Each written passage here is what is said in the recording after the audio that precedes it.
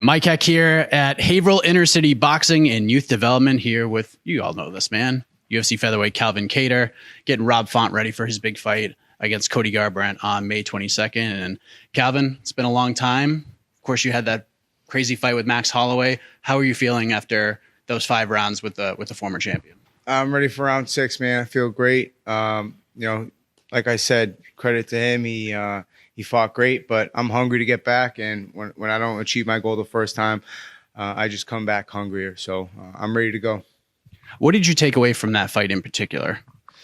Max is tough as they come, and he's at that upper echelon. And when you come to that top 3, you got to be ready. I just got to pick things up. He did a couple things real well, things that I'll take from here and improve on and come back. I know I'll have a tough test ahead of me, whoever's next, and that's exactly what I want. There's a big storyline heading into your fight with Max that maybe he was still kind of fixated on the loss to Alexander Volkanovski, that he was still focused on it, that it was still part of his strategy. And you kind of took that as, well, he better not be overlooking me. Were you surprised by anything he put together in that fight? No, if you also remember, every reporter was saying he's on a 3-fight skid if he loses to Calvin, who's Max Holloway. So you guys are real quick to change the narrative. And like I said, I'm expecting the best Max Holloway to step foot in the octagon. He did.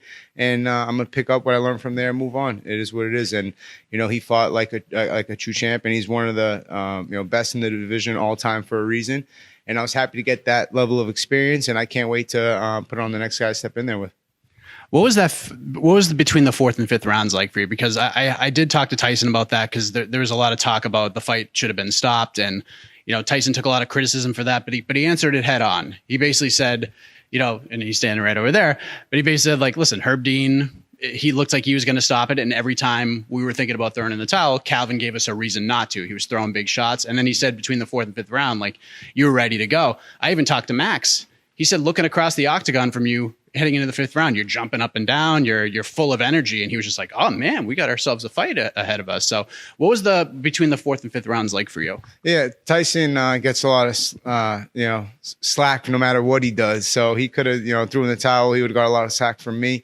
And if he didn't, he's getting a lot of slack from everybody else. But, just in the 4th and 5th round, I mean, it's not what I took from it. Aside from the things I did, I think a lot of people just realize, kind of things that I'm talking about. Like, I'm not going to take a knee for anybody, how bad I want it. I know how tough I am. I know, I'm not going to take a knee for anybody. And now I think everyone else was able to see that as well. And I hope I don't have to show them again anytime in the near future. Hopefully I put another guy in that position. And, like I said, the bonus isn't the thing you're really chasing in there. It's trying to get out and be healthy. So that's my goal in the next one, while putting on a great performance for the fans.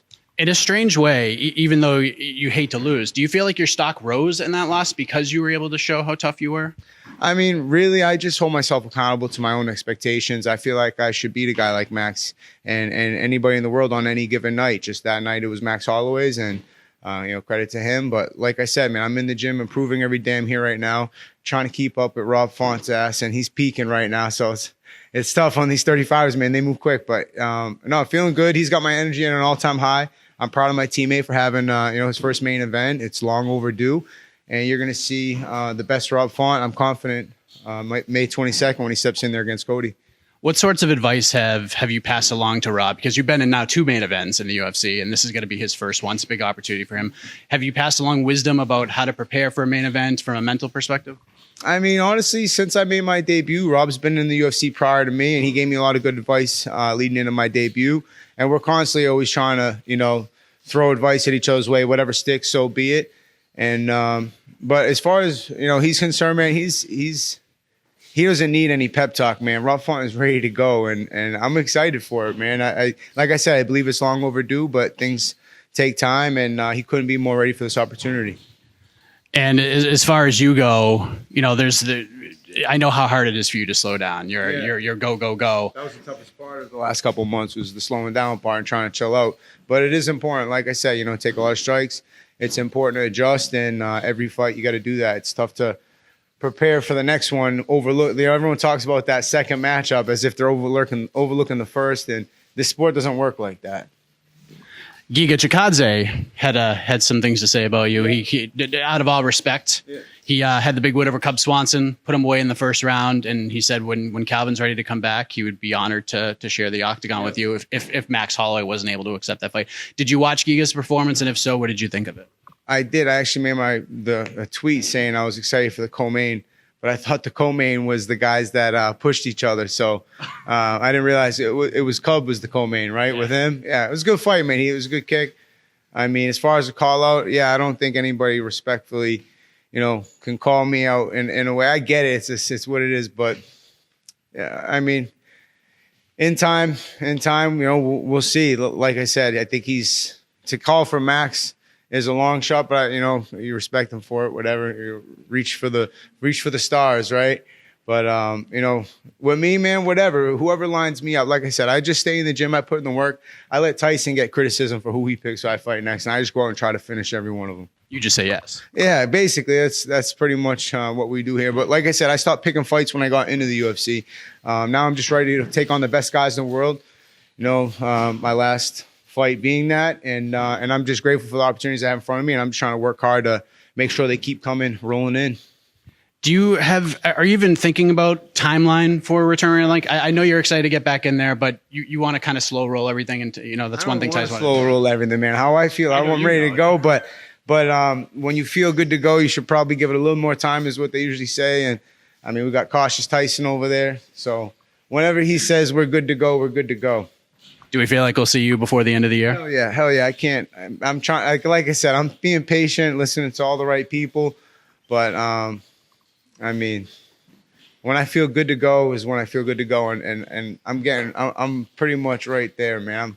I'm feeling good. I can't wait to step back in there. Especially, I'm hoping that there's fans in there, because I was talking all that shit saying the fans, I'm good without them, whatever. I'm here. It's just a business trip. But when I saw that crowd packed in that stadium and the energy and how the fights played out, I mean, it was a crazy night of fights, and I almost have to credit the crowd just as much as the fighters felt. It was just a crazy night. I can't wait to experience that again, and I hope to have that by the end of the year.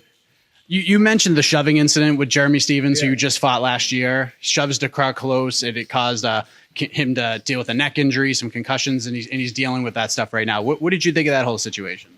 I mean, yeah, I walk right up to the line, and then from there, if you cross the line, that's on you. I'm not going to cross that line generally. At least I haven't yet. And but as far as the push is concerned, I try to save all that shit for the day of the fight. You got all the opportunity in the world the next day, and you got 15 full minutes to make the best of it. But things happen. People get heated in the moment, and what a shitty situation that turned out to be in hindsight, huh?